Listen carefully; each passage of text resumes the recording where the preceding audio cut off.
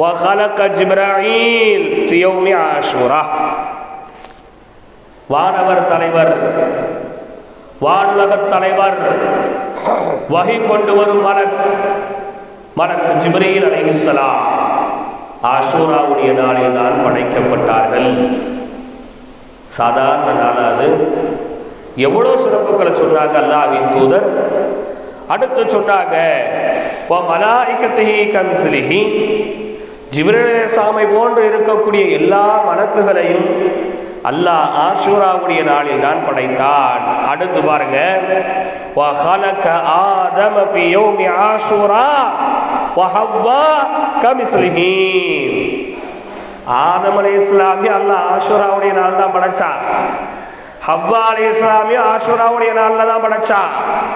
ஆதம் நபி ஹவ்வா நபியை போன்று இருக்கக்கூடிய உன்னையும் உங்களையும் என்னையும்